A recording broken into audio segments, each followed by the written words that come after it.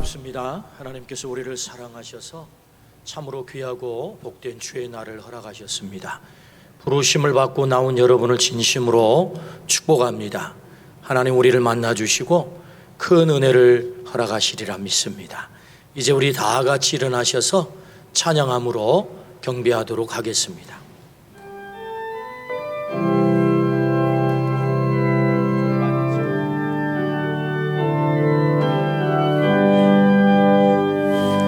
어둠 속에 매이던 내 영혼 갈 길 몰라 방황할 때에 주의 십자가 영광의 그 빛이 나를 향해 비추어 주셨네. 주홍빛보다 더 붉은 내 죄 그리스도의 피로 씻기어 완전한 사랑 주님의 은혜로 새 생명 주께 얻었네.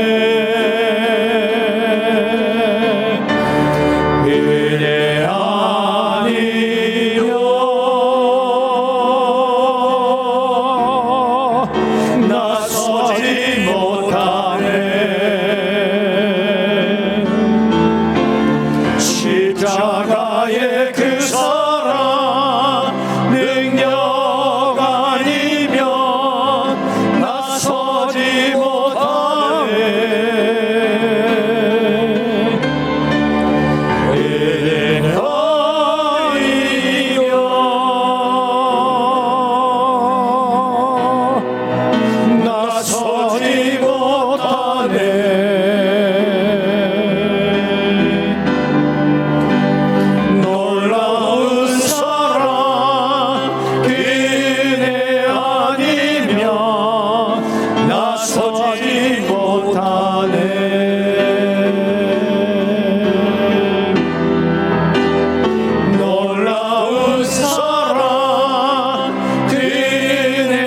은혜이며 나서지 못하네.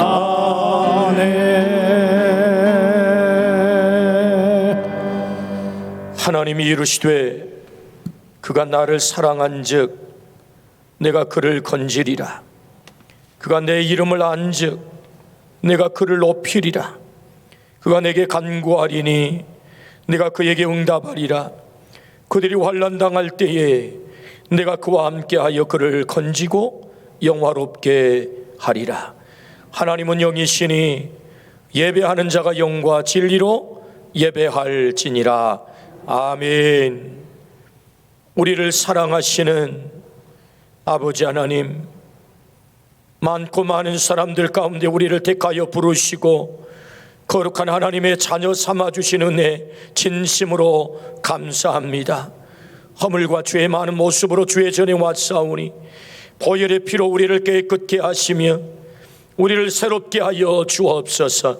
수고롭고 무거운 짐을 다 내려놓을 때 주님 해결하여 주시옵시고 오늘 말씀 듣고 돌아가는 우리의 발걸음이 소망의 발걸음, 기쁨의 발걸음, 주께서 동행하는 발걸음 되게 하여 주옵소서. 홀로 하나님께서 영광 받아 주시기를 원하올 때 예수 그리스도 이름으로 기원하옵나이다. 아멘.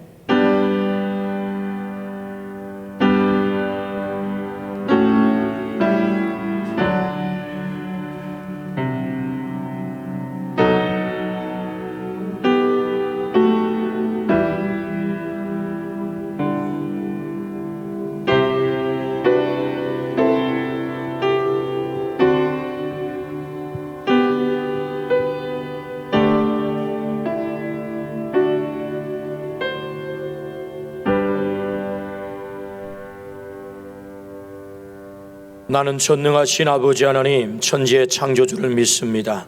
나는 그의 유일하신 아들 우리 주 예수 그리스도를 믿습니다. 그는 성령으로 잉태되어 동정녀 마리아에게서 나시고 본디오 빌라도에게 고난을 받아 십자가에 못 박혀 죽으시고 장사된 지 사흘 만에 죽은 자 가운데서 다시 살아나셨으니 하늘에 오르시어 전능하신 아버지 하나님 우편에 앉아 계시다가 거기로부터 살아있는 자와 죽은 자를 심판하러 오십니다.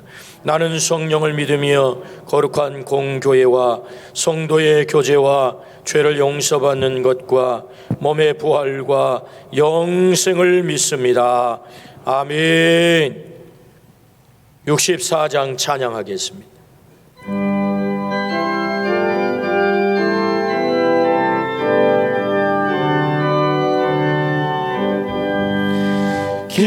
기뻐하며 경배하세 영광의 주 하나님 주 앞에서 우리 마음 피어나는 것 같다 죄와 슬픔 사라지고 의심 구름 거친 이 변함없는 기쁨의 주 밝은 빛을 주시네 땅과 하늘 만물들이 주의 솜씨 빛내고 별과 천사 노래 소리 끊임없이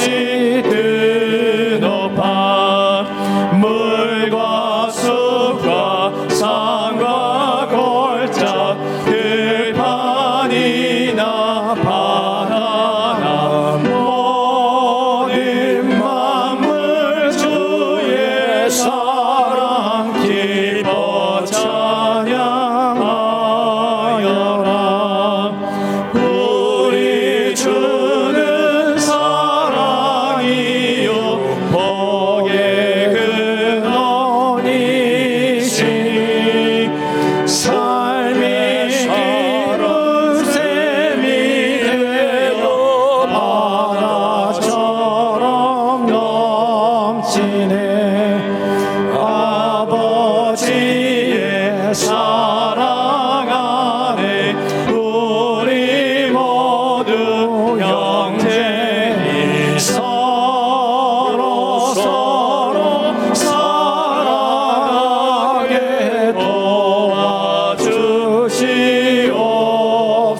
도와주시옵소서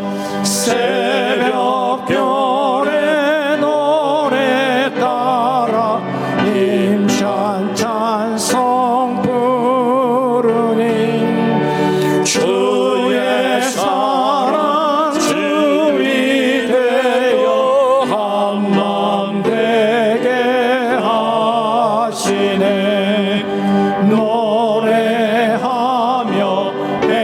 행진하여 싸움에서 이기고 승전가를 높이 불러 주께 영광 돌리세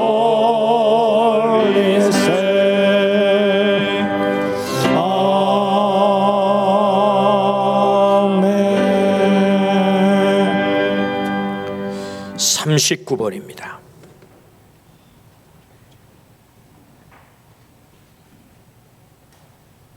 오라 우리가 여호와께 노래하며 우리의 구원의 반석을 향하여 즐거이 외치자. 우리가 감사함으로 그 앞에 나아가며 시를 지어 즐거이 그를 노래하자.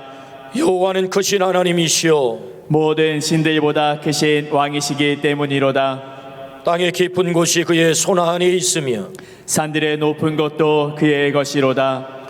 바다도 그의 것이라 그가 만드셨고 육지도 그의 손이 지으셨도다. 오라 우리가 굽혀 경배하며 우리를 지으신 여호와 앞에 무릎을 꿇자. 그는 우리의 하나님이시오 우리는 그가 기르시는 백성이며 그의 손이 돌보시는 양이기 때문이라. 아멘. 나의 힘이 되신 여호와 하나님, 지난 한 주간도 무더위 가운데서도 건강을 지켜주시고 오늘 거룩하고 복된 주일에 하나님의 거룩한 전에 나와 예배드리게 하시니 감사를 드립니다. 하나님 아버지, 이 시간 먼저 저희들의 죄와 허물을 고백합니다. 마음으로는 늘 주시는 말씀 따라 예비하신 복된 길을 걷는 것이 소원이지만 연약한 믿음으로 넘어졌습니다. 저희들의 죄를 용서하여 주시옵소서. 다시금 구하오니 십자가 보혈의 피로 저희들의 모든 죄를 깨끗게 씻어 주옵소서. 우리가 드리는 예배가 참으로 하나님의 은혜와 사랑에 감격하여 드리는 거룩한 산 제사가 되기를 원합니다. 주님의 은혜를 갈급해하는 심령마다 성령의 폭포수와 같은 은혜의 담비를 부어 주옵소서. 세파에 상하고 지친 성도들, 영육간의 고통으로 아픈 주의 자녀들에게 이 시간 찾아오셔서 평안을 주시고 참된 안식과 위로를 허락하여 주옵소서. 세상의 어려운 상황 가운데서도 여전히 우리를 눈동자같이 지키시고 보호하시는 하나님, 코로나19 상황이 언제 끝날지 모르는 가운데 힘들어하는 성도들의 기도와 눈물을 보시고 속히 응답하여 주시고 눈물 거둬 주옵소서. 무엇보다 이번 코로나19로 인하여 하나님의 영광을 가리는 일이 없도록 주님의 교회 위에 지혜를 부어주시고 하루빨리 백신의 원활한 공급과 치료제가 개발되어 온전한 일상의 날에 오기를 주님께서 역사하여 주옵소서. 교회의 머리가 되시는 하나님 아버지, 우리 교회가 이 지역을 잘 섬기고 주님의 뜻으로 이 지역을 변화시키는 교회가 되기를 원합니다. 어려운 이 시대에 우리 교회가 이 지역사회의 위로와 평안을 주는 교회가 되게 하여 주시옵소서. 또한 구원의 방주로서 세상의 빛과 소금의 역할을 잘 감당하도록 인도하여 주옵소서. 그 어떤 변화에도 흔들림 없이 말씀 위에 굳게 서게 하시고 이웃 사랑과 전도와 가르침에 있어 열정이 넘치는 살아있는 교회로 이끌어 주시옵소서. 특별히 힘없고 병들고 지쳐있고 상처받은 어려운 이웃들을 사랑으로 보살펴 위로하고 치유하고 구원에 이르는 따뜻한 교회로 인도하여 주옵소서. 부활의 증인 131의 생명살림 운동을 시작하고 태신자의 영혼 구원을 위해 기도 중에 있습니다. 우리가 품고 기도하는 태신자들이 하나님의 역사심을 통하여 하나님의 시간에 반드시 열매 맺게 하옵소서. 지난 7월 17일부터 8월 1일까지 여름 성경학교를 풍성한 은혜 가운데 모든 프로그램을 잘 마치게 하심을 감사드립니다. 예수님이 나의 소망이에요. 에스겔과 비밀의 문, 예수님은 나의 소망, 말씀과 기도로 회복하라는 주제로 진행된 천국 잔치를 통하여 유치부 어린 학생부터 청년에 이르기까지 부어주신 은혜에 감격하고 많은 신앙의 결단을 갖게 하시니 더욱 감사드립니다. 사랑의 하나님, 비록 이 일에서 4일간의 짧은 기간이었지만 하나님의 자녀들을 기도 가운데 만나주시고 말씀의 깊은 데까지 이르게 하시며 날마다 새롭게 하심을 경험케 해주셔서 감사드립니다.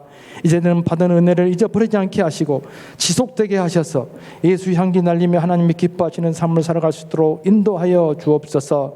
생명의 말씀을 전하기에 전심을 쏟았던 교육자와 땀 흘리는 수고를 아끼지 않았던 주일학교 교사들의 헌신을 기억하시고 축복하여 주옵소서. 이 시간 예배를 인도하시는 위임 목사님을 성령으로 붙들어 주시고 선포되어지는 말씀을 통하여 영혼의 구원과 회복, 변화의 역사가 일어나며 마음이 상한 자와 병든 자의 치유와 관계의 회복이 일어나는 기적의 현장이 되게 축복하여 주옵소서. 교회 여러 곳에서 기쁜 마음으로 봉사하며 충성하는 아름다운 손길과 주신 재능으로 정성껏 충성하는 손길 모두 축복하여 주옵소서. 송점덕 권사님이 정성껏 준비한 찬양을 하나님께 올려드릴 때 하나님께서 기쁘게 받으시는 찬양이 되게 하옵시며 듣는 회중들도 감동되어 함께 영광 돌리는 거룩한 찬양이 되기를 간절히 원하며 오늘 또 살아서 역사하시는 예수님 이름으로 기도드립니다. 아멘.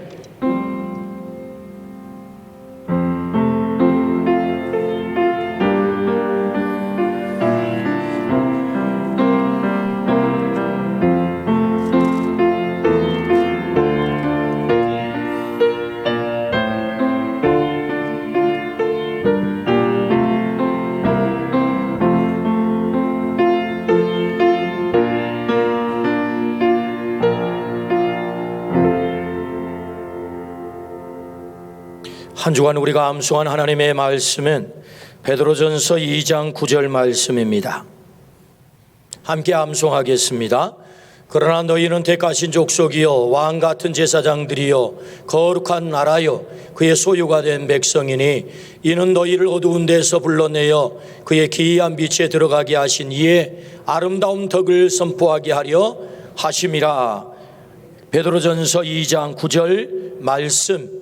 아멘. 하나님께서 오늘 우리들에게 주시는 말씀은 시편 92편 10절부터 15절 말씀입니다.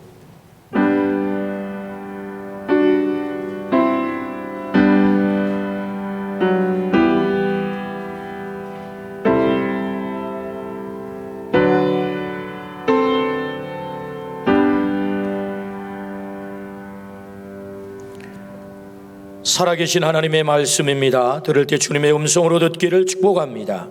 이제 경청하겠습니다. 의인은 종려나무같이 번성하여 레바논의 백향목같이 성장하리로다. 이는 여호와의 집에 심겼으며 우리 하나님의 뜰 안에서 번성하리로다. 그는 늙어도 여전히 결실하며 진액이 풍족하고 빛이 청청하니 여호와의 정직하심과 나의 바위 되심과 그에게는 불의가 없음이 선포되리로다. 아멘. 송점덕 권사님 찬양으로 하나님께 영광 올리겠습니다.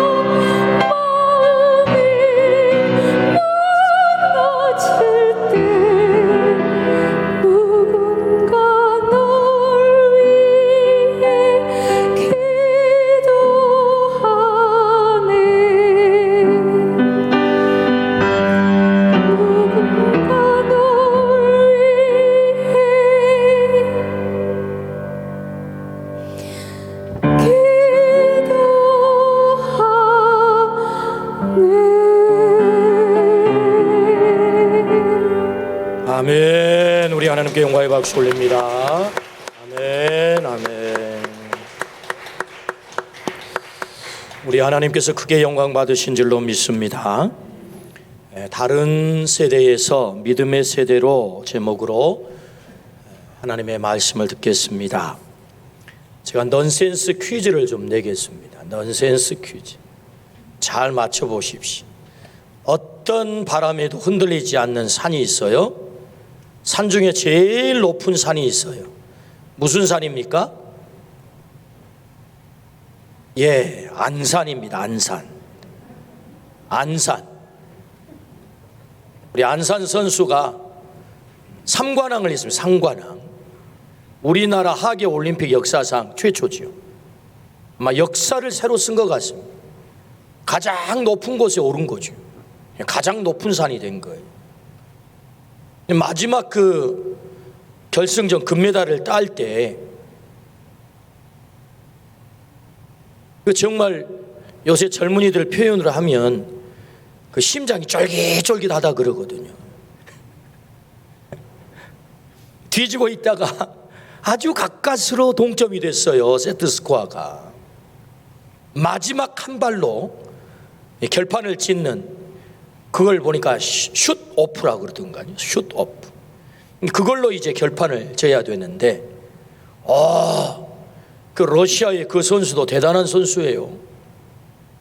그런데 우리 안산 선수는 10점을 쏘고 그 친구는 8점을 쏘고 심지어는 참 사람들이 얼마나 디테일한지 그 순간 안산 선수의 심장 박동수는 110, 러시아 선수는 뭐 170, 안산 선수는 흔들리질 않아요. 그래서 결국 삼관왕이 됐잖아요. 대단하다라는 생각을 하게 됩니다. 우리나라 또 역사를 하나 또 쓴 친구가 있죠. 17살에 금메달을 목에 걸었어요. 최연소 금메달 리스트가 된 거죠. 또 이 아이는 17살인데 2관왕을 한 겁니다. 2관왕. 정말 대단하잖아요. 요즘 우리 젊은이들이 이 국제대회에 나가면 정말 놀라운 성적을 거둡니다.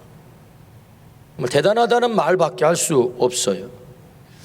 그러나 조금 더 과거로 돌아가 보면 여러분 과거에는 그렇지 않았습니다. 이런 국제대회니 세계대회니 나가면은 이게 실력이 분명히 있는데도 불구하고 실력 발휘를 제대로 못하는 거예요. 그래서 그 결과가 신통치 않아요.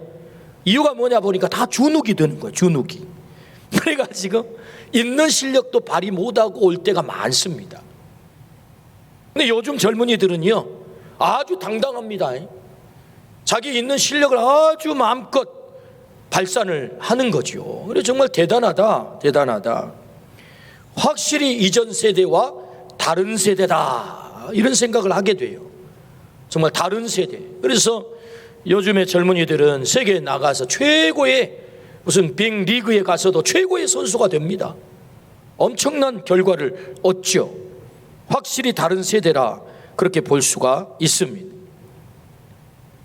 다방면에서 실력을 발휘하는 우리의 다음 세대가 이 실력에서만 다른 세대가 아닌 이 영적 실력에서도 이 다른 세대가 되면 얼마나 좋을까요?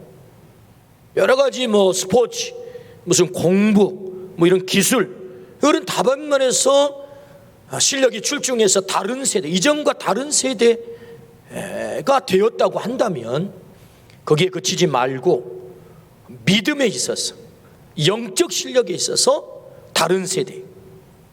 우리는 그 영적 실력에 있어서 다른 세대를 가르쳐 믿음의 세대라고 합니다. 믿음의 세대. 우리의 자녀들이, 우리 후손들이 그런 믿음의 세대가 되기를 주의 이름으로 축원합니다. 우리는 지난주에 말씀을 들었습니다. 가슴 아픈 다른 세대 이야기죠. 지난주에 우리가 말씀 들었던 다른 세대 이야기가 뭐지요? 하나님을 알지 못하는 다른 세대가 일어났다 해서 어떻게 됐지요? 불행의 역사의 판도라를 연 것입니다. 그래서 불행한 역사가 펼쳐지게 된 거죠. 다른 세대. 하나님을 알지 못하는 다른 세대. 여러분, 다른 세대가 일어나는 대신에 믿음의 세대를 세워야 될 줄로 믿습니다. 믿음의 세대. 실력이 탁월하고 능력이 출중한 이전과 다른 세대 중요합니다. 그러나 더 중요한 것은 하나님을 모르는 다른 세대가 아닌 실력과 능력을 겸비한 하나님을 아는 이 다른 세대가 아닌 믿음의 세대가 우리의 자녀들이 되기를 주의 이름으로 축원합니다. 믿음의 세대가 세워져야 해요. 그래서 다른 세대에서 믿음의 세대로, 오늘 말씀을 통해서 그 은혜를 우리 모두가 누리기를 주의 이름으로 축원합니다. 아멘. 그렇다면 우리가 어떻게 하면 믿음의 세대를 세울 수 있을까요? 믿음의 세대. 하나님이 우리에게 믿음의 세대에게 어떤 축복을 약속하는가를 먼저 좀 보려고 합니다. 믿음의 세대에게 하나님이 약속하신 복이 뭐냐? 이걸 알게 되면, 맞아, 우리가 정말 목숨 걸고 믿음의 세대가 돼야 되겠구나, 목숨 걸고 우리의 다음 세대를 믿음의 세대로 만들어야 되겠구나라는 이게 동기가 부여되지 않겠습니까?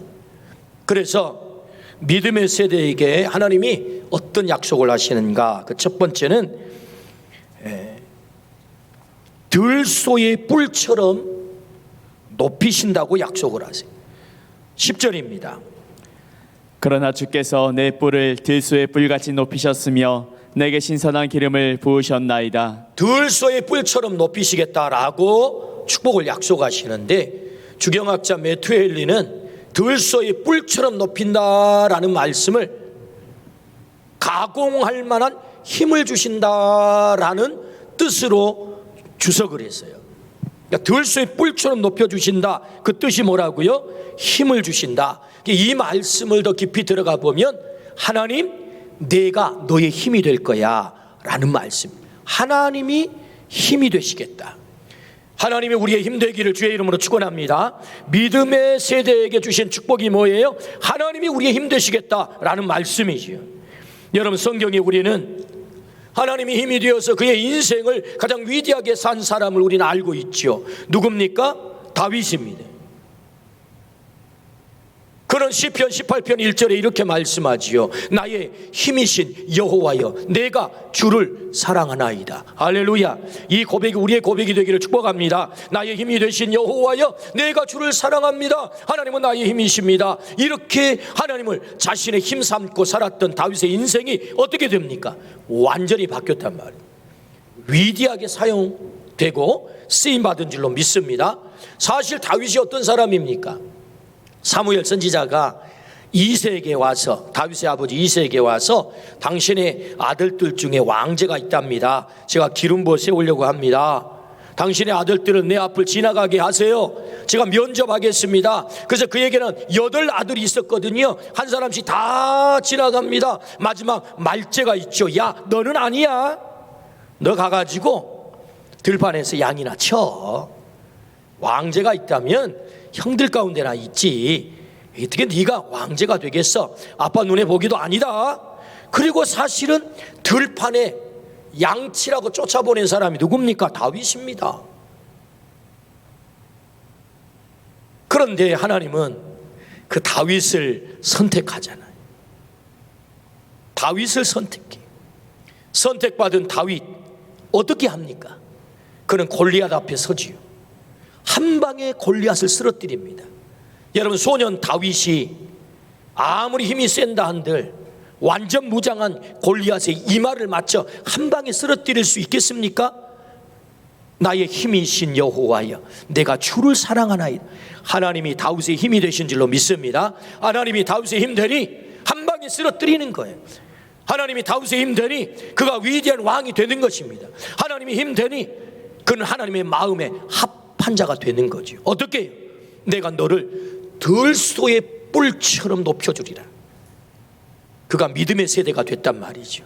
다윗이 믿음의 세대가 되니 하나님께서 그를 축복하셔서, 하나님께서 그에게 가공할 만한 힘을 주셔서 그에게 사명을 감당하게 하신 줄로 믿습니다. 아멘. 하나님이 힘되면 그렇게 되는 거예요. 믿음의 세대에게 하나님이 주신 축복이죠. 마태복음 11장 28절입니다. 수고하고 무거운 짐진 자들아 다 내게로 오라. 내가 너희를 쉬게 하리라. 유명한 예수님의 초청의 말씀이죠. 수고하고 무거운 짐진 자들아 다 내게로 오라. 내가 너희를 쉬게 하리라. 오늘 이 주님의 초청이 우리를 향한 초청이 되기를 축복합니다. 그러면 여러분, 주님께서 쉬게 해주시겠다고 말씀하셨어요. 그러면 우리의 짐을 치워주겠다는 얘기인가요? 우리의 멍에를 벗겨주겠다는 얘기인가요? 아닙니다. 오늘 말씀을 계속해서 보십시오. 나는 마음이 온유하고 겸손하니 나의 멍에를 메고 내게 배우라. 멍에 벗겨준다는 얘기 아닙니다, 여러분. 짐 치워준다는 얘기 아니에요. 수고하고 무거운 짐진 자들아 다 내게로 오라. 너희에게 짐은 있지만, 멍에도 계속해서 지고 있지만, 그런데 너희에게 쉼이 찾아올 거야. 여러분, 그렇다면 이 짐과 멍에가 있음에도 불구하고 쉼이 온다는 얘기가 무슨 얘기입니까? 여러분, 저는 이 말씀을 읽을 때마다 생각나는 장면이 있어요. 제 시골의 신장로인데요, 이 시골의 비포장 신장로. 그래서 이 콧배라고 하는 곳을 꼭 돌아가야만 해요. 이 콧배는 산자락을 깎아가지고 거기 바위가 있는데 다 그걸 깨뜨려서, 과거에는 다이너마이트로 폭파하는 것을 난포 튄다 그럽니다. 난포를 튀어가지고 그걸 바위를 깎아가지고 신장로를 깎아놓긴 했지만 이게 제대로 깎지를 못해가지고 오르막이 고바위란 말이죠. 오르막이 돼가지고 늘 이 소들이 구루마를 끌고 짐을 잔뜩 싣고 이 신장로를 지나가다가 이 오르막을 만나면 제대로 올라가지를 못해요. 여러분, 과거에 무슨 제대로 차가 왔다 갔다 하지 못하고 그럴 때는 운송수단이 뭡니까? 시골에 전부 이 소가 구루마를 끄는 것 아니겠습니까? 비포장길을 이렇게 가다가 꼭 이 오르막을 만나면 거기에 이제 몸부림을 치는 것입니다. 소가 이래저래 힘을 쓰고 주인이 콧뚜레를 잡고 콧비를 잡고 끌어보지만 이게 힘이 돼야죠. 그래서 구루마를 끌다가 거기서 다 주저앉습니다. 이렇게.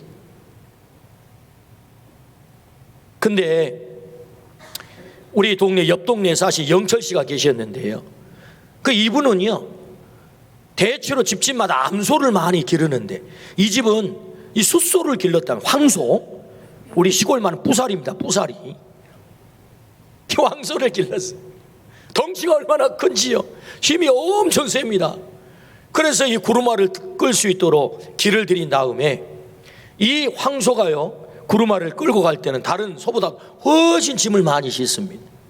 그리고는 이 짐을 끌고 구루마를 끌고 이제 신장로를 가가지고 콧배를 통과해가지고 지나가는데 아무 문제 없이 그냥 넘어갑니다. 다른 소들은 거기 와가지고 전부 꼬꾸라지는데 그 소는 아무 문제 없이 넘어갑니다. 차이가 뭐지요? 힘이 있고 없음의 차이인 거죠. 힘 있고 없음의 차이인 거예요. 여러분, 힘이 있으면 아무리 짐이 무거워도 아무 문제가 되지 않습니다. 멍에가 아무리 무거워도 아무 문제가 되지 않습니다.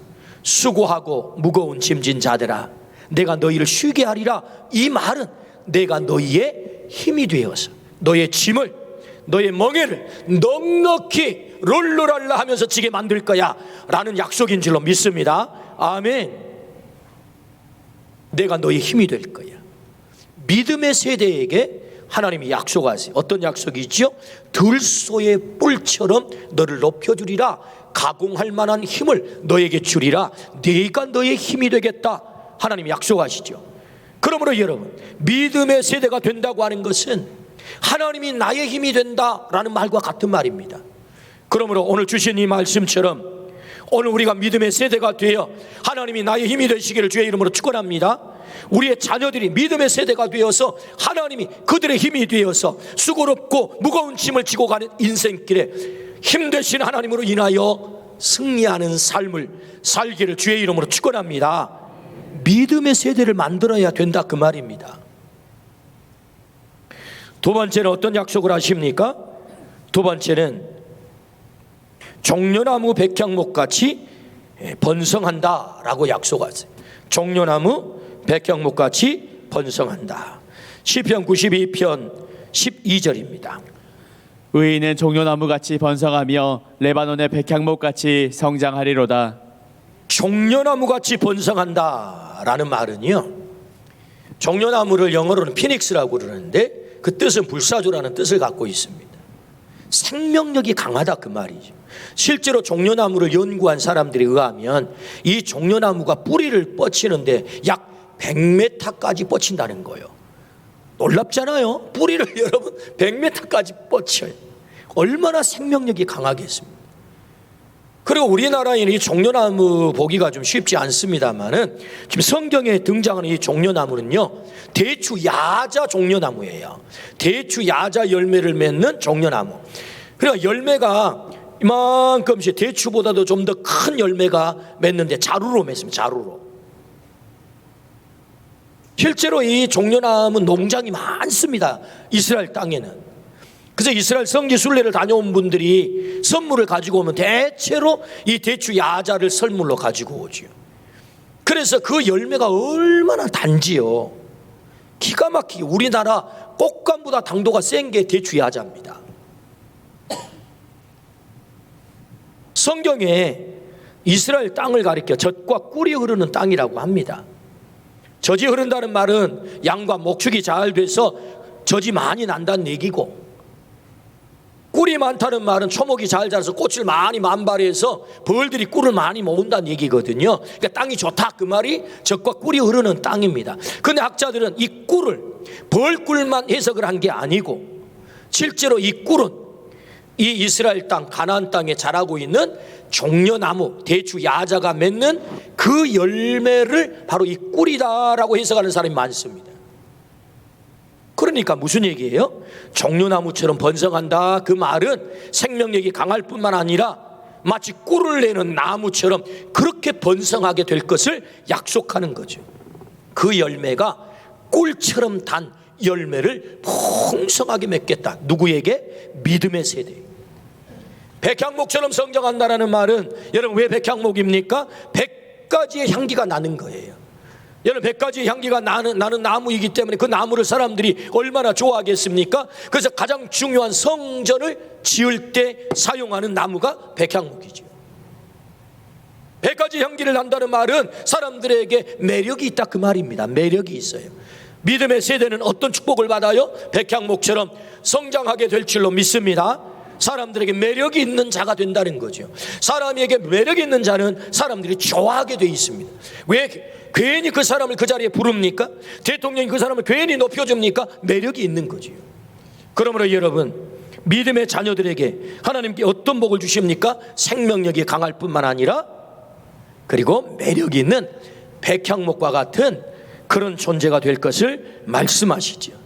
그러므로 믿음의 세대에게 약속하신 이 놀라운 복이 우리들에게 우리의 후손들에게 이루어지기를 주의 이름으로 축원합니다. 아멘. 세 번째, 믿음의 세대에게 주신 약속이 뭐지요? 열매가 그치지 않는다라고 약속하세요. 열매가 그치지 않아요. 오늘 14절 15절입니다. 그는 늙어도 여전히 결실하며 진에게 풍족하고 빛이 청청하니 여호와의 정직하심과 나의 바위되심과 그에게는 불의가 없음이 선포되리로다. 그는 늙어도 여전히 결실을 한다. 여러분 나무는요 수명의 한계가 있습니다. 나무도 늙으면 열매를 잘 맺지 않죠. 사과나무에 대해서 조사를 해봤더니 보통 사과 과수원 농장을 하신 분들은 약 15년에서 20년을 본다고 그래요. 나무. 그래서 15년에서 20년 되면 수종을 전부 교체를 합니다. 잘라서 없애거나. 왜냐하면 맺기는 맺는데 조그맣게 맺어요. 당도가 떨어져요. 상품성이 없어요. 수량이 확 떨어져요. 그러니까 타산이 안 맞아요. 그래서 다 갈아엎는 거죠. 다른 나무로 더 심는 거죠. 그래서 대체로 나무들은 이렇게 수령이 있습니다. 수령. 한계가 있단 말이죠. 열매를 맺는. 근데 놀랍잖아요. 늙어도 결실이 그치지 않아요. 이 한계를 뛰어넘는단 말이죠. 누가? 믿음의 세대가 되면 늙어도 결실하는 그런 엄청난 역사가 일어난다. 환경의 영향을 받지 않고 모든 상황에서도 풍성한 열매를 맺는 자가 된다라는 약속이죠. 여러분 그 복이 있기를 주의 이름으로 축원합니다. 중국의 산서성에 사는 71세 두 백장 할아버지가 계시는데 이분은요 특별한 방법으로 사과나무를 기른다고 해요. 이분이 기르는 방법대로 하면은 사과가 100년이 되어도 열매를 풍성하게 맺는다고 합니다. 이분이 기르는 관리하는 방법이요, 심장 이식 수술과 같은, 사람으로 말하면 심장 이식 수술과 같은 방법인데 그걸 교조법이라고. 교조법. 어떻게 하느냐 하면은 사과나무가 나이가 들면 이렇게 밑둥이 굵어지잖아요. 굵어지면서 딱딱해져 가지고 이게 수액과 영양분들을 빨아 가지고 잘 위에 가지로 이렇게 공급하는 게 한계가 있다는 것입니다. 그래서 이 두 백장 할아버지는 사과나무를 어떻게 관리하냐면은 뿌리에서 가지, 아주 새 가지를 일부러 배양을 한다는 거예요. 한 가지만 아니고 여러 가지를 밑에 뿌리에서. 그래서 이놈을 길러 가지고 어느 시점이 되면 위에 가지 1m 50 혹은 2m 지점으로 다시 그 가지를 접붙이는 거예요. 자기 뿌리에서 올라온 새 가지를 위에 가지에 접붙여요. 그래서 영양을 공급하는데 원활하게 만들면 나무가 회춘을 한다는 겁니다. 나무가 회춘을 해요. 그래 가지가 무성해지고 잎이 청청해지면서 사과 열매가 젊은 사과 나무처럼 크게 달릴 뿐만 아니라 맛이 기가 막히게 달린다는 거죠. 그래서 50년 된 자기 사과 나무에서 무려 한 나무에서 사과를 1톤을 수확을 했다는 거예요. 1000kg. 제가 그래서 사과를 한번 검색을 해봤어요. 제일 사과 큰 놈이 몇 그램이 가나 봤더니 한 500g 되는 놈은 제일 큰 놈이더만. 그러니까 여러분 1톤을 생산했다는 말은 사과 2000개를 생산했다는 말입니다. 한 나무에. 대체로 가장 큰 상품성 있는 가장 큰 사과 한 박스 1단짜리 약 5만 원 갑니다. 그럼 한 나무가 1000만 원을 수확을 했다는 거예요. 놀래지도 않아요. 이 두 백장 할아버지는 사과나무를 그렇게 관리를 해가지고 열매를 풍성하게 맺게 한다는 거예요. 저는 이 이야기를 들으면서 오늘 본문의 말씀이 생각이 난 거예요. 하나님에게 우리가 접붙여지면 늙어도 결실하는 거예요. 하나님에게 접붙여지면 어떤 상황과 환경이 찾아와도 우리에게 풍성한 열매가 맺혀질 줄로 믿습니다. 아멘. 그래서 우리 하나님은 믿음의 세대에게 약속하지요. 어떤 약속이요? 늙어도 결실이 그치지 않는다. 그 열매가 풍성히 맺혀진다. 할렐루야. 여러분, 이 복이 우리에게 믿음의 세대, 우리 자녀 세대에 그대로 이루어지기를 주의 이름으로 축원합니다. 시편 34편 9절에서 10절입니다. 너희 성도들아 여호와를 경외하라. 그를 경외하는 자에게는 부족함이 없도다. 젊은 사자는 궁핍하여 줄일지라도 여호와를 찾는 자는 모든 좋은 것에 부족함이 없으리로다. 여호와를 찾는 자에게는 부족한 것이 없겠다. 그 결실이 그치지 않겠다라고 약속하세요. 누구에게? 믿음의 세대에게. 그렇다면 여러분, 믿음의 세대에게 주신 복을 우리가 들었지 않습니까? 들소의 뿔처럼 너를 높여서 내가 너희 힘이 되겠다. 종려나무 백향목처럼 번성하게 하겠다. 늙어도 결실이 그치지 않는 열매가 풍성히 맺혀지게 하겠다. 하나님이 약속하셨어요. 우리가 믿음의 세대를 만든다는 것은 얼마나 중요한 일이겠습니까? 우리가 믿음의 세대가 되고 우리의 자녀들이 이런 믿음의 세대가 되기를 주의 이름으로 축원합니다. 이제 숙제가 생겼습니다. 그렇다면 어떻게 우리가 믿음의 세대를 세울 것인가? 여호와의 집에 심겨진 믿음의 세대, 그 세대를 어떻게 만들 것인가? 이게 우리의 숙제이거든요. 두 번째 우리에게 주신 말씀은 여호와의 집에 심겨진 의인이 되게 하라라고 말씀하세요. 시편 92편 12절입니다. 의인은 종려나무같이 번성하며 레바논의 백향목같이 성장하리로다. 이는 여호와의 집에 심겼으며 우리 하나님의 뜰 안에서 번성하리로다. 아멘. 의인은 여호와의 집에 심겼으며 이렇게 말씀하죠.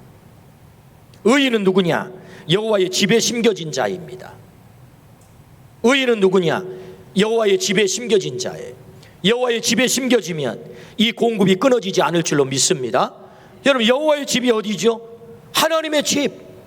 여러분, 교회가 하나님의 집입니다.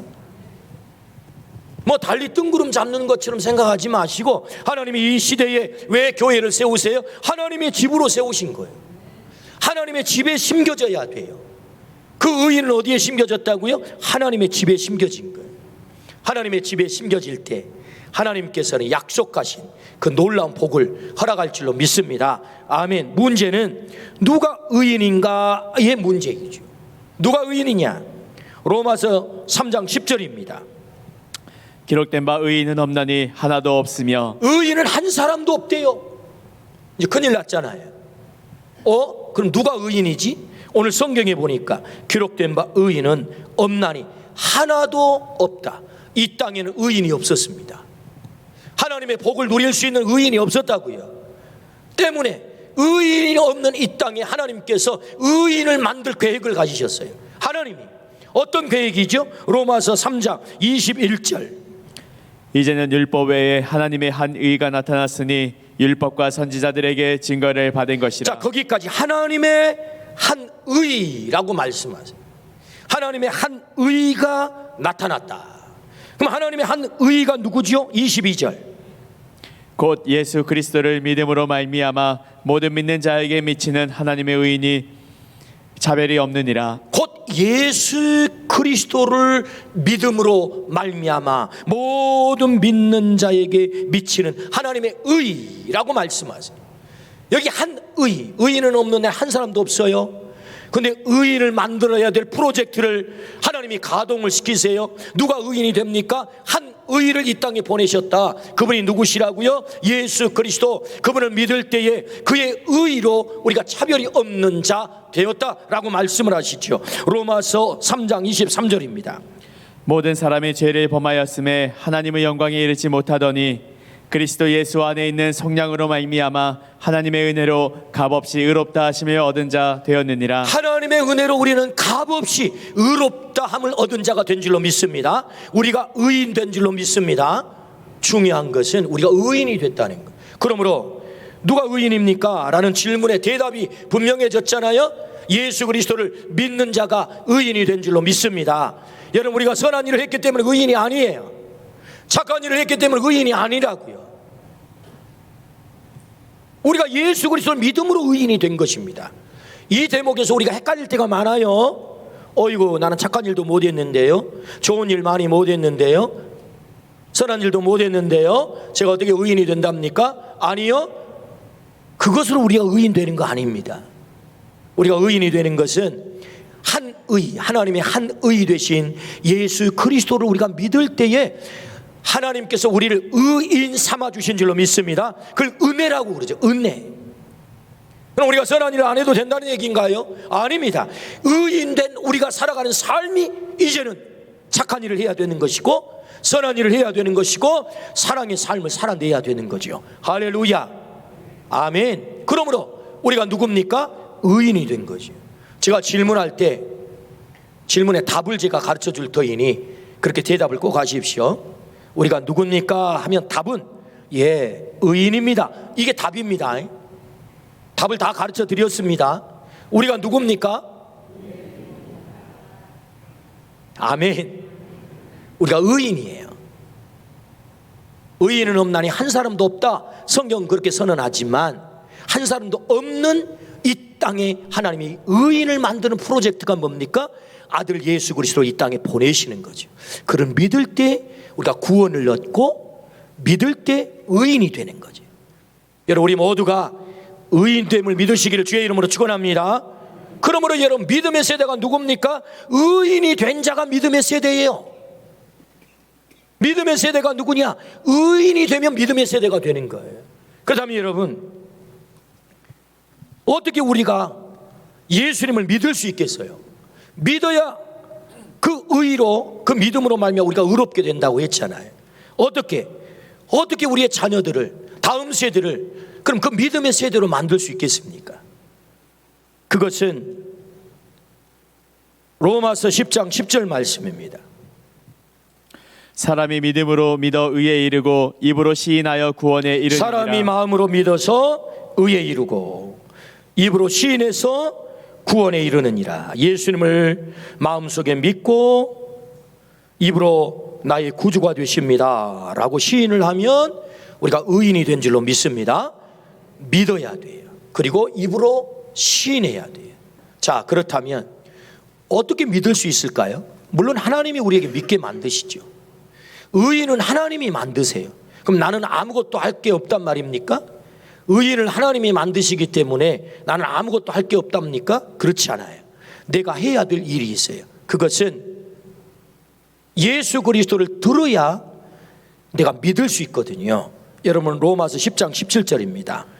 그러므로 믿음은 들음에서 나며 들음은 그리스도의 말씀으로 말미암았느니라. 우리가 믿음이 생긴다는 것은 그냥 생기는 게 아니거든요. 들어야 생기거든요. 여러분, 이 자리에 오셔서 하나님의 말씀을 우리가 듣고 있습니다. 이 말씀을 듣다가 내게 믿음이 생기는 거예요. 여러분, 믿음이 생기기를 주의 이름으로 축원합니다. 그런데 이 자리에 오지 않는 여러분의 자녀들은 누가 듣게 하겠습니까? 이 자리에 와서 앉아있지 않는 여러분의 손자들은 누가 듣게 할 수 있겠어요? 누가 듣게 할 수 있겠습니까? 들어야 믿게 되고, 믿어야 예수님을 구주로 시인할 수 있지 않겠습니까? 예수님을 주로 부를 수 있지 않겠습니까? 예수님을 주로 불러야 내가 의인이 되고, 의인이 되어야 내가 믿음의 세대가 되는데, 그래서 믿음의 세대에게 약속한 그 복을 누릴 수 있는데 누가 그 일을 할 수 있겠습니까? 여러분, 믿음의 세대를 훌륭하게 만든 사람을 성경은 소개합니다. 누구죠? 로이스와 유니게입니다. 디모데를 믿음의 세대로 만들어서 초대교회 가장 위대하게 쓰임받는 사도로 만들어낸 사람들이 있죠. 누구죠? 할머니 로이스와 어머니 유니게죠. 여러분, 디모데가 그냥 믿음의 세대 된 거 아닙니다. 그의 할머니와 그의 어머니 유니게다. 성경 읽습니다. 디모데후서 3장 14절부터. 그러나 너는 배우고 확신한 일에 거하라. 너는 내가 누구에게서 배운 것을 알며 또 어려서부터 성경을 알았나니 성경은 능히 너로 하여금 그리스도 예수 안에 있는 믿음으로 말미암아 구원에 이르는 지혜가 있게 하느니라. 거기까지만. 너는 어려서부터 성경을 알았다니.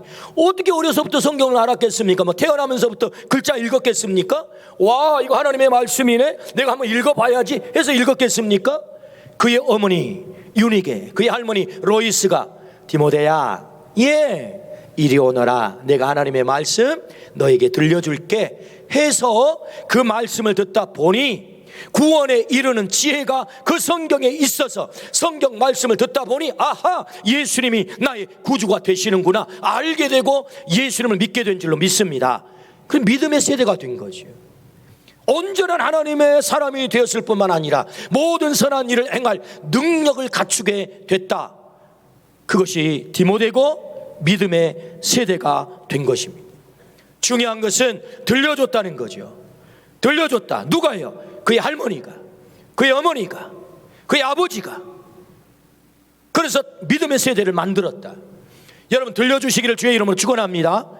하나님의 말씀을 들려주고 예수님을 들려주고, 그래야 믿게 되고, 믿어야 부르게 되고, 불러야 내가 구원을 받게 되고, 구원을 받아야 의인이 되고, 의인이 되어야 믿음의 세대가 되어 하나님이 약속하신 복을 우리 모두가 누리게 될 줄로 믿습니다.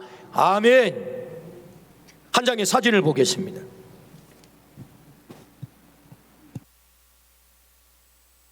한 사람은 조나단 에드워드고요, 또 한 사람은 맥스 주크라고 하는 사람입니다. 맥스 주크라고 하는 사람은 여러분 보기에 왼쪽입니다. 여러분 화면에 보기에 왼쪽. 그는 후손을 650명을 얻었대요. 근데 그 가운데 거지가 310명이고요 범죄자가 150명이고요 알코올 중독자가 100명이고요 창녀, 문맹, 후손들이 다 그렇게 된 거예요. 정말 안타깝게도 그 후손들이 이렇게 별 볼 일 없는 안타까운 가문을 이룬 거지요. 그런가 하면은 조나단 에드워드, 이 사람의 후손은 1390명을 얻었대요. 약 한 200년 동안의 자손들을 지금 추적한 것입니다. 200여 년 동안에 그 후손을 1390명을 얻었는데 대학 총장이 13명, 대학 교수가 65명, 판사가 39명, 변호사가 100명, 의사가 56명, 목회자 선교사가 100명, 공직자가 80명, 이 가운데는 부통령, 상원의원, 역사를 좌우지할 만한 위대한 인물들이 이렇게 태어났다는 것입니다. 본인도 역시 조나단 에드워드는 프린스턴 총장까지 지내신 분이세요. 이들의 이 가문 계보를 알버트 윈십이라고 하는 교육학자가 200년 동안의 이 후손들을 연구를 한 거예요. 추적 조사를 해서. 그랬더니 그 후손들이 이렇게 됐더라는 거예요. 알버트 윈십이라고 하는 사람은 도대체 무엇이 이 후손들을 이렇게 결정적으로 차이나게 만들었을까를 교육적으로 관심을 갖기 시작한 거예요. 이 차이가 뭔가 하나를 발견했어요. 그것은 조나단 에드워드는 태어나면서부터 믿음 안에서 성장을 했어요. 하나님의 말씀을 배웠어요. 그 말씀으로 자녀들을 양육했습니다. 믿음의 세대를 만든 거예요. 그런가 하면 맥스 주커라고 하는 사람은 신앙 없는 아내를 얻어서 자신도 방탕하게 살아갔던 것입니다. 자유분방하게 하나님의 말씀과 아무 관계없이, 믿음과 아무 관계없이. 그래서 그렇게 살아서 후손들을 두게 됐는데 그 후손들이 다 이렇게 됐다고 하는 거예요. 결정적인 차이, 믿음의 세대, 하나님을 알지 못한 다른 세대. 믿음의 세대, 하나님을 알지 못하는 다른 세대. 우리의 자녀들이 어떻게 되기를 원하십니까? 이 사진상에 있는 우리의 자녀들이 어디에 기록되기를 원하십니까? 답이 분명합니다. 다른 세대에서 믿음의 세대로. 오늘 우리가 그 믿음의 세대의 자리에 서 있기를 주의 이름으로 축원합니다. 우리의 자녀들이 믿음의 세대의 그 자리에 서기를 축복합니다. 우리의 자녀들을 믿음의 세대로 세워가기를 주의 이름으로 축원합니다. 의인은 여호와의 집에 심겼다. 하나님은 그에게 약속하시지요. 늙어도 결실이 그치지 않는 이 놀라운 복이 오늘 우리 모두에게 있기를 주의 이름으로 축원합니다. 아멘. 기도하십시다. 하나님을 알지 못하는 다른 세대, 예수 그리스도를 구주로 고백한 믿음의 세대. 하나님 아버지, 오늘 하나님께서는 우리에게 말씀하십니다. 믿음의 세대를 세우라. 예수 그리스도를 구주로 고백하여 하나님의 아들이 되어 믿음의 세대를 세워 약속한 들소의 뿔처럼 높여주시고 종려나무처럼 번성하며 백향목처럼 성장하며 늙어도 결실이 그치지 않는 풍성한 열매가 맺는 그런 자녀, 그런 후손들을 얻으라 라고 말씀하셨으니 주님, 우리가 믿음의 세대를 세우게 하여 주옵소서. 나로부터 출발하게 하여 주옵소서. 나로부터 새로운 가문의 물꼬를 트게 하여 주옵소서. 그래서 나를 통하여 나의 후손들이 믿음의 세대, 하나님의 복을 누리는 세대에 다 세워갈 수 있도록 은혜를 베풀어 주옵소서. 감사를 드리올 때 예수 그리스도의 이름으로 기도드리옵나이다. 아멘. 찬송하시겠습니다. 370장입니다.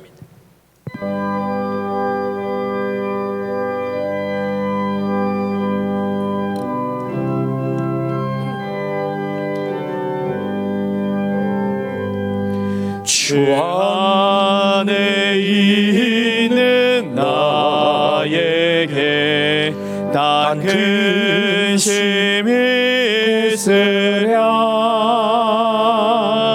십자가 밑에 나가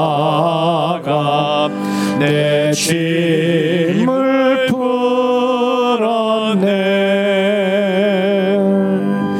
주님을 찬송하면서 할렐루야 할렐루야.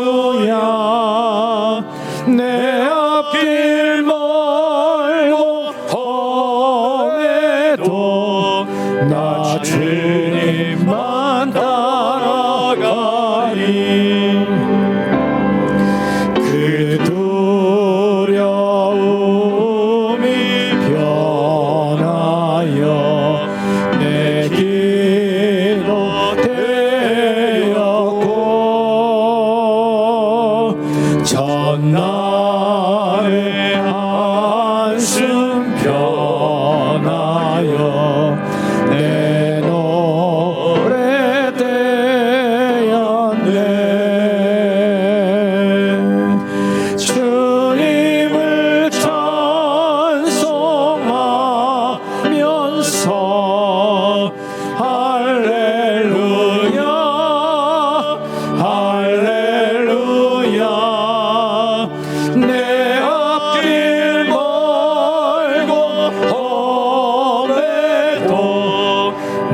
주님만 따라가리. 내 주는 자비하셔서 늘 함께 계시고 내 궁핍함을 아시고 늘 채워주시네.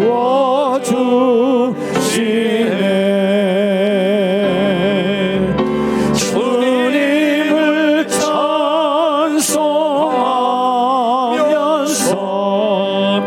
할렐루야 할렐루야. 내 앞길 멀고 험해도 나 주님만 따라가리. 내 주와 맺은 언약은 영불며 하시니 그 나라 가기까지는 늘 보호하시네.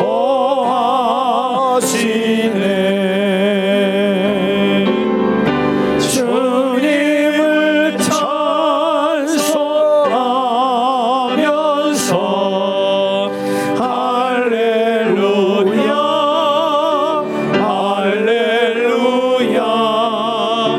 내 앞길 멀고 험해도 나 주님만 따라가리.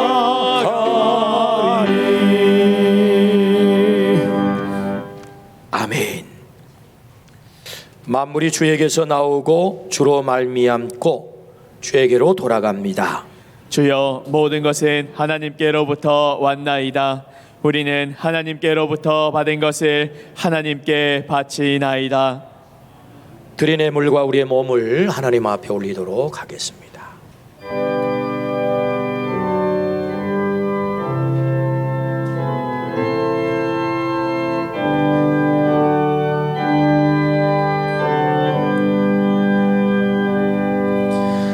만 가지 은혜를 받았으니 내 평생 슬프나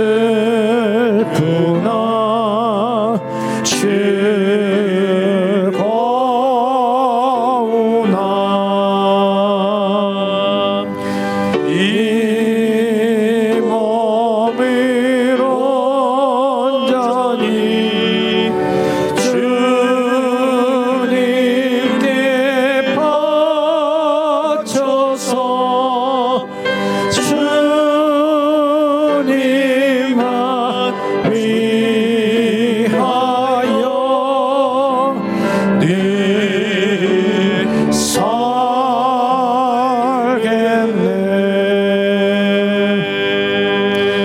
아멘. 우리에게 날마다 은혜와 복 주시기를 좋아하시는 아버지 하나님, 베풀어 주신 그 은혜가 너무나도 크고 감격스러워 아름다운 예물을 구별하여 주 앞에 올려드립니다. 정성을 다하여 드리는 소득의 10의 1조, 감사, 선교, 장학, 일천번제, 서원의 예물, 주정월정 예물, 드리는 이 모든 예물들을 하나님 기쁘게 받으셔서 드리는 손길, 가정, 일터, 그 후손들마다 놀라운 복이 있게 하여 주옵소서. 성경에 약속하신 형통의 복이 있게 하여 주옵소서. 쌓을 것이 없도록 붙지 아니하나 보라, 주 약속이 그대로 이루어지게 하여 주옵소서. 하나님 아버지, 이 예물뿐만 아니라 우리의 시간, 우리의 달란트, 우리의 생명까지 주 앞에 온전히 올려드리기를 원합니다. 하나님의 나라와 의를 위해서 온전히 쓰임받게 하여 주시옵소서. 오 주님, 우리들의 자녀들과 우리의 다음 세대, 우리 젊은이들 그 앞길이 활짝 열리기를 원하나이다. 하나님, 길을 여셔서 약속하신 것처럼 저들이 백향목처럼 존귀한 자들이 되게 하시고 번성하게 하시고 성장하게 하여 주옵소서. 하나님, 질병으로 고통당하는 우리 가족들 치료의 광선을 허락하셔서 깨끗이 낫게 하시고 치료되게 하시고 회복되게 하셔서 주 앞에 나와 마음껏 하나님을 경배하게 하여 주옵소서. 하나님, 우리 나라를 주님의 손 위에 올려놓습니다. 중요한 대통령 선거를 앞에 두고 있나이다. 하나님의 마음을 시원하게 해드릴 그런 귀한 인물이 대통령으로 세워지게 하시고 백성들을 온전히 분별의 영을 허락하셔서 세울 자를 세우게 하셔서 하나님, 이 조국 땅이 다시 한번 도약하는 그런 은혜를 허락하여 주옵소서. 감사를 드리올 때 예수 그리스도의 이름으로 기도드리옵나이다. 아멘.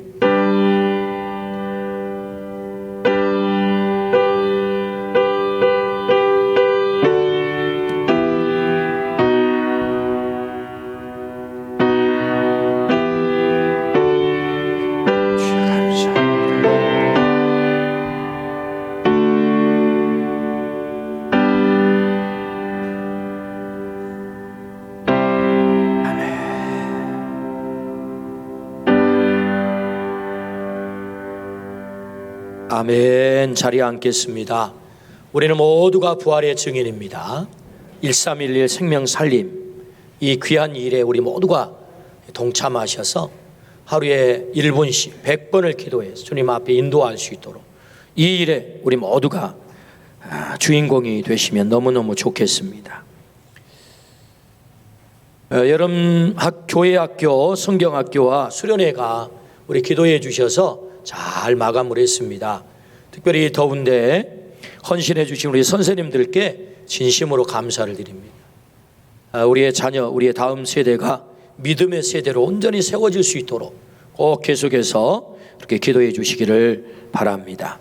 장학생 추천, 주보에 나온 규정대로 추천해 주시기를 바라고요. 다음 주는 오후 예배 후에 재직회를 하겠습니다. 기억하셔서 참여해 주시고, 우리 주보에 우리 신앙에 정말 뼈대와 같고 기둥과 같은 중요한 그 주제들을 하나씩 정의를 하면서 기록을 하고 있습니다. 이번에는 기도입니다. 그래서 없애지 말고 잘 오려서 계속해서 붙여놓으시고 보시면 아하, 기도가 이런 것이구나. 그래서 꼭 같이 읽으시고 또 기억하시고 신앙의 뼈대를 세워갈 수 있으면 참 좋겠습니다. 우리 옆에 분하고 인사 한번 하십시다. 믿음의 세대를 세웁시다. 아멘. 믿음의 세대를 세우셔서 하나님의 약속의 복을 꼭 누리기를 축복합니다. 일어나셔서 우리 모두가 함께 찬양하겠습니다.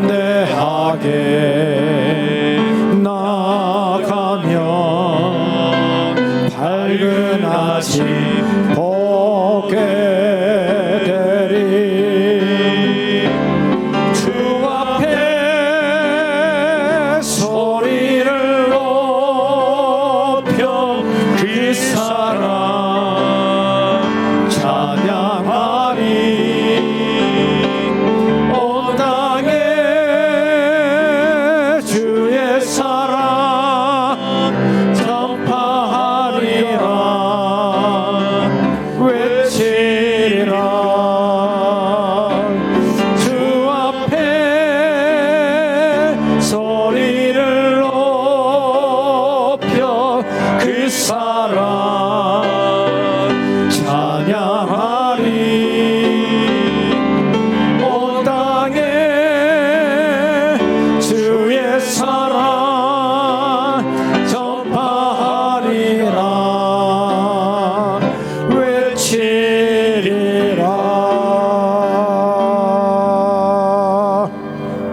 우리의 기쁨 기적 되시는 예수 그리스도의 은혜와 하나님 아버지의 놀라우신 사랑과 성령의 감동 감화 교통하심이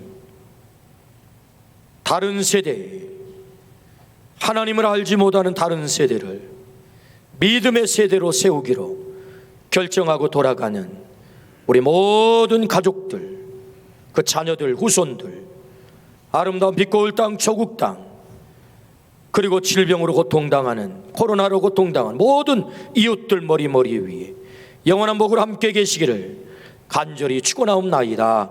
아멘.